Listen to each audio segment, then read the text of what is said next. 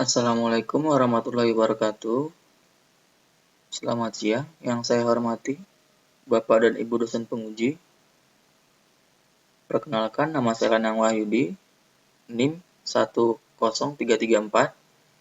Di sini saya akan mempresentasikan hasil studi kasus yang berjudul Infectious Bursal Disease dan Investasi Leukocytosis on Cowleri, Histomonas meleagridis, dan Ascaridia gali pada ayam layer.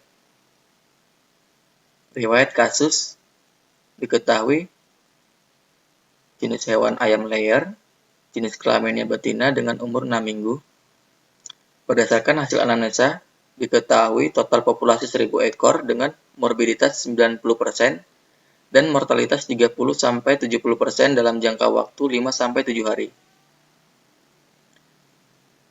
Diketahui juga tipe kandang yaitu open house, lokasi kandang berdampingan dengan kandang ayam milik tetangga, kemudian ayam diberikan pakan komersial biasa dan jagung, dan diberikan air minum berasal dari sumur. Gejala klinis yang teramatin yaitu lesu, gemetar, tidak nafsu makan dan minum, bulu berdiri, diare putih berlendir, gangguan pertumbuhan, enteritis hemoragi, kaku dalam berjalan, sayap menggantung, dan kepala yang mengalami perubahan kehitaman.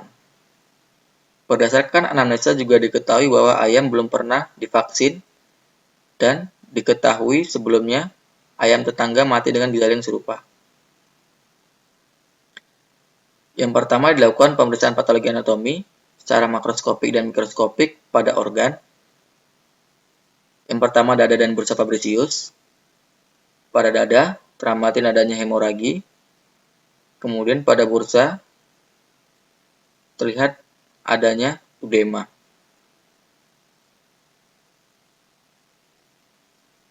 Kemudian pada gambar A teramatin bursa fabricius pada ayam yang normal. Dan gambar B adalah gambar bursa fabricius pada ayam yang terinfeksi IBD sehingga mengalami atrofi. Dapat diamati juga pada bursa terdapat adanya transsudat caseus,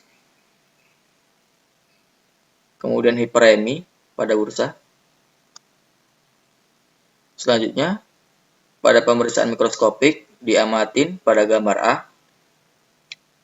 bursa fabricius yang mengalami udema pada interfolikuler terjadi 1 hari pasca infeksi, kemudian terdapat adanya infiltrasi dan perdarahan pada gambar B, dan pada gambar C terlihat adanya jarak antara folikel yang diamatin pada hari ketiga pasca infeksi, dan kemudian pada gambar D terdapat adanya kista yang berisi nanah atau transsudat yang diamatin 7 hari pasca infeksi.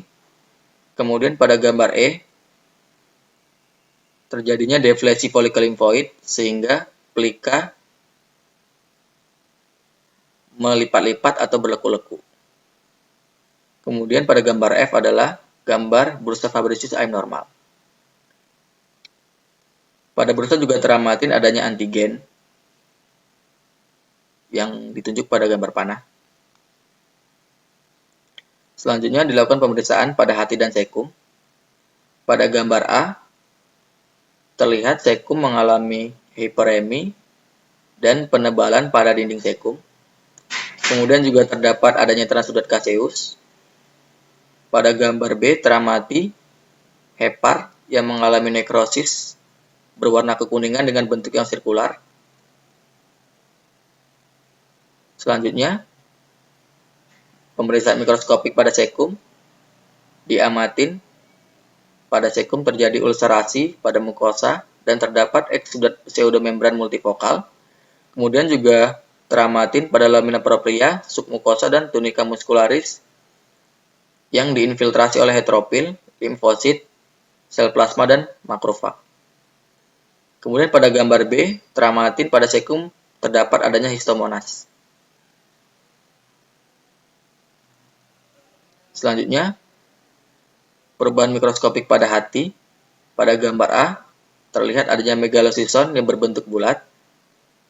Pada gambar B, terlihat degenerasi megalosison yang ruptur dan kemudian merozoid yang dikeluarkan. Pada gambar C, tramatin sison yang berbentuk kapsul yang menyebabkan reaksi inflamasi dan induksi giant cell.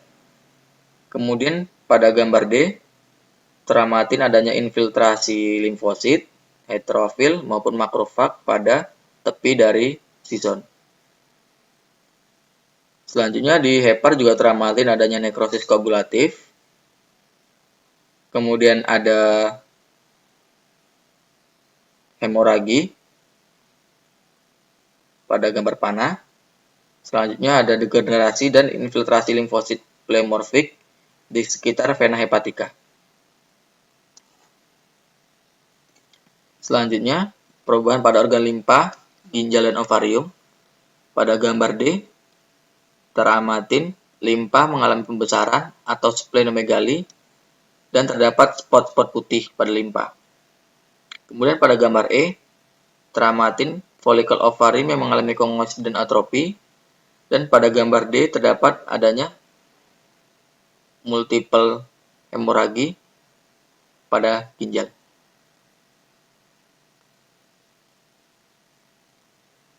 Perubahan mikroskopik pada organ limpa dan ginjal, tramatin, terjadinya deplesi pada limpa. Kemudian pada gambar B, terdapat adanya hemoragi pada ginjal. Selanjutnya, pemeriksaan ovarium. Terdapat banyak sison di ovarium. Kemudian dilakukan pemeriksaan makroskopik pada organ duodenum. Dan tramatin terjadinya ballooning pada duodenum. Selanjutnya dilakukan pemeriksaan mikroskopik pada gambar A, tramatin adanya desquamasi kelenjar Lieberkühn. Pada gambar B, terdapat adanya proliferasi sel radang. Pada gambar C, terlihat adanya perdarahan. Dan pada gambar D, terlihat permukaan fili-fili usus yang tidak teratur.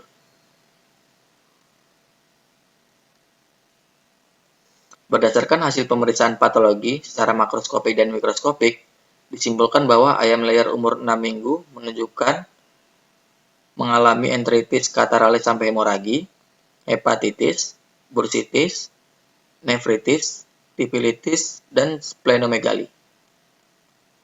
Selanjutnya dilakukan pemeriksaan mikrobiologi dengan cara isolasi dan identifikasi virus.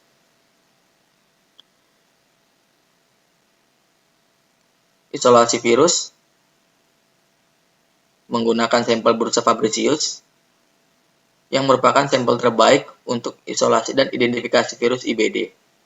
Cara kerjanya, bursa dipotong, kemudian ditampung dalam tabung steril dan ditambah PBS yang mengandung penisilin dan streptomycin.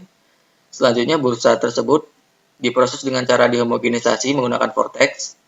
Setelah homogen, disentrifus pada kecepatan putar sekitar 3000 kali per 10 menit. Kemudian spermatanya diambil dan diinkubasi pada suhu 37 derajat Celcius selama 2 jam agar antibiotik bekerja. Untuk memastikan sampel inokulasi steril, maka diuji dengan melakukan kultur sampel tersebut pada media perbenihan bakteri. Sampel inokulasi yang terbukti steril baru dapat digunakan dalam inokulasi in ovo. Selanjutnya, inokulasi virus pada telur ayam berembrio yang SPF. Menurut Singh et al. 2015 bahwa bursa merupakan organ utama yang berhubungan dengan patogenesis virus IBD dan telah diketahui sebagai sumber antigen IBD yang baik. Inokulasi pada TAB menghasilkan lesi embrio yang teramatin antara lain perdarahan kulit yang ditemukan di hampir semua permukaan kulit, kemudian bulu yang tidak berkembang sempurna, yang dapat dilihat pada gambar. Selanjutnya, dilakukan inokulasi virus pada Coriolantes membran.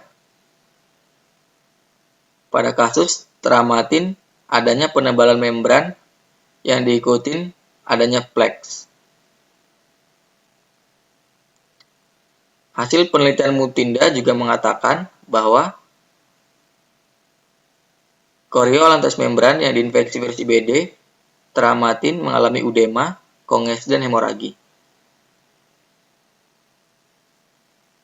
Kemudian dilakukan identifikasi virus dengan uji serologis maupun uji molekuler. Pada kasus kali ini, uji serologis hanya dilakukan dengan menggunakan uji AGP dan uji molekuler yaitu RT-PCR. Namun saya akan menjelaskan beberapa uji yang biasa digunakan untuk mengidentifikasi virus IBD. Yang pertama, ELISA. ELISA adalah uji yang paling umum digunakan untuk mendeteksi antibodi terhadap virus IBD. Uji ini ekonomis, sederhana, cepat dan dapat menguji sampel dalam jumlah banyak pada waktu yang bersamaan dan dapat diotomatiskan pada perangkat lunak komputer. ELISA juga dapat mengkuantifikasi antibodi terhadap virus IBD sehingga dapat digunakan untuk mengamati status kekebalan suatu populasi ayam, untuk mengamati respon vaksin serta ekspos alam di lapang dan titer antibodi asal induk. Namun kekurangan ELISA adalah tidak dapat membedakan antibodi spesifik dari dua serotip virus pada virus IBD. Selanjutnya, uji netralisasi virus. Uji VN dapat membedakan serotip 1 dan 2 serta virus IBD dan dapat membedakan antibodi yang berasal dari virus IBD dengan subtipe yang berbeda. Diketahui bahwa terdapat 6 subtipe antigen pada serotip 1 yang telah diidentifikasi dengan uji VN. Titer VN yang akurat mencerminkan daya proteksi relatif ayam yang relatif terhadap IBD. Penelitian proteksi silang secara in vivo dapat digunakan untuk mendeteksi perbedaan antigenik antara galur virus dan mendeterminasi imunogenisitas virus dan mengamati respon inang secara lengkap. Selanjutnya, uji AGP. AGP merupakan uji kuantitatif yang cukup akurat, murah, dan mudah dilaksanakan untuk mendeteksi antibodi terhadap virus IBD. Namun kekurangan ujinya adalah tidak dapat membedakan serotip pada virus. Pada gambar dapat terlihat adanya presipitat. Hasil dikatakan positif apabila terbentuk presipitat pada media. Presipitat dapat terjadi karena adanya kecocokan antara antigen dan antibodi. Selanjutnya, uji RT-PCR. Prinsip dari RT-PCR adalah ekstraksi virus RNA, disistensi menjadi komplemen DNA atau cDNA dengan menggunakan reverse transkriptase. Kemudian cDNA digunakan sebagai template untuk PCR yang akan menghasilkan complementary double strand atau dsRNA yang dihasilkan melalui siklus denaturasi, annealing, dan elongasi. Pada kasus tramatin, hasil elektroforesis RT-PCR fragmen VP2 genovirus IBD tramatin pita DNA pada posisi 440 BP, yaitu pada lubang B, D, dan E. Sedangkan pada lubang Kamin adalah lubang kontrol negatif dan K+ adalah lubang kontrol positif. Dan di sini adalah marker. Selanjutnya, berdasarkan pemeriksaan mikrobiologi dengan menggunakan uji serologi dan molekuler, dapat disimpulkan bahwa ayam layer berumur 6 minggu terisolasi dan teridentifikasi infeksius bursal disease. Selanjutnya dilakukan pemeriksaan parasitologi. Pemeriksaan parasitologi dilakukan pada organ sekum, kemudian dilakukan ampus darah dan dilakukan uji natif dan sentrifuge pada feses. Pada proses bedah bangkai, tramatin pada usus terdapat adanya cacing, kemudian tramatin adanya enteritis hemoragi pada usus halus. Selanjutnya, pada pemeriksaan natif dan sentrifuge feses, dijumpai adanya cacing dengan spesies Ascariidae dengan ciri pada bagian anterior terdapat 3 buah bibir dan pada bagian posterior adanya spikulum dan terdapat adanya prekloaka saker.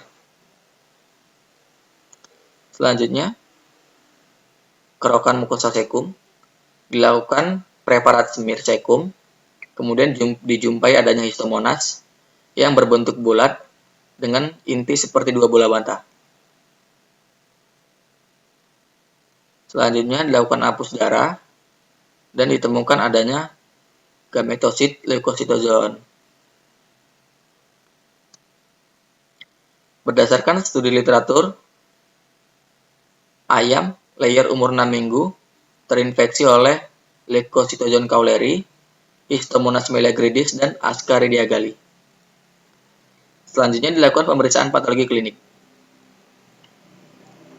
Berdasarkan hasil hematologi, diketahui eritrosit mengalami penurunan, kemudian total protein plasma dan fibrinogen mengalami peningkatan, kemudian pada total leukosit mengalami penurunan, neutrofil limfosit juga mengalami penurunan, dan monosit eosinofil mengalami peningkatan.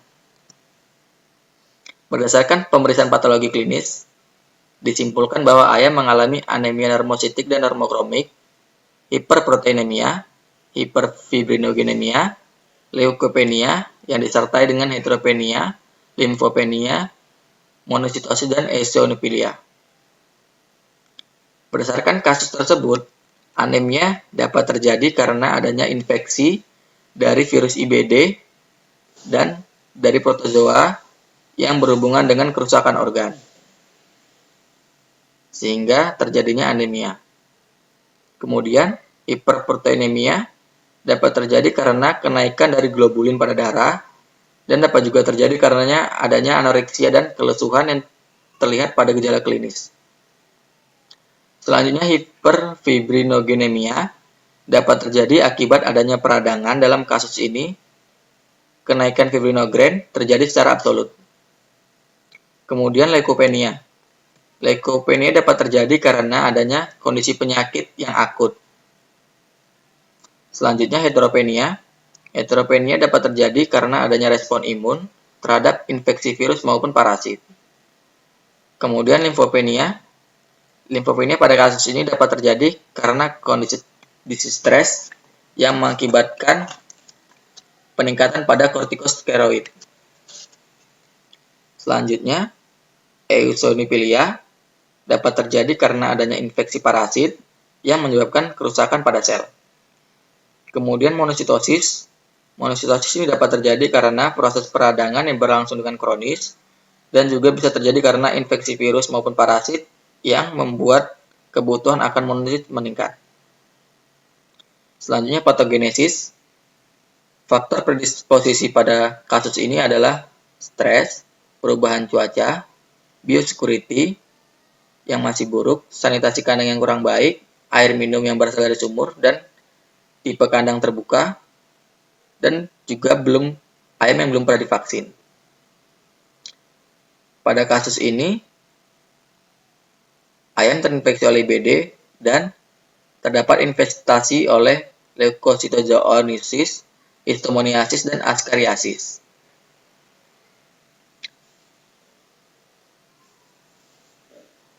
IBD sendiri itu merupakan virus dari famili Bernaviridae yang memiliki 2 segmen dan memiliki 5 gen protein.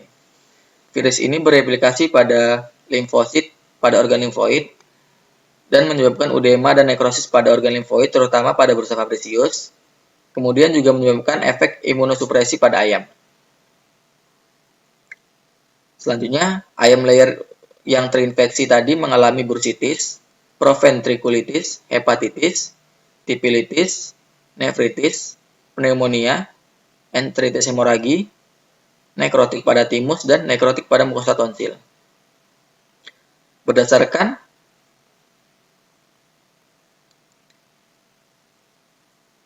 hasil tersebut, maka ayam juga mengalami anemia normositik dan normokromik, hiperproteinemia, hiperfibrinogenemia, leukopenia yang disertai dengan heteropenia, limfopenia, monositosis, dan eosinofilia. Berdasarkan hasil ini, maka ayam akan menunjukkan perubahan pada gejala klinis, yaitu ayam tidak mau makan, lesu, sayap menggantung, gemetar, bulu berdiri, dan kepala hitam, serta diare yang berwarna putih. Berdasarkan pemeriksaan laboratorik patologi anatomi, parasitologi, mikrobiologi, dan patologi klinik dapat disimpulkan bahwa ayam layer yang berumur 6 minggu terinfeksi oleh virus IBD dan terdapat infestasi dari Leucocitogenes cowleri, Histomonas meleagridis, dan Ascaridia galli. Sekian hasil presentasi dari saya, lebih dan kurangnya mohon maaf. Assalamualaikum warahmatullahi wabarakatuh.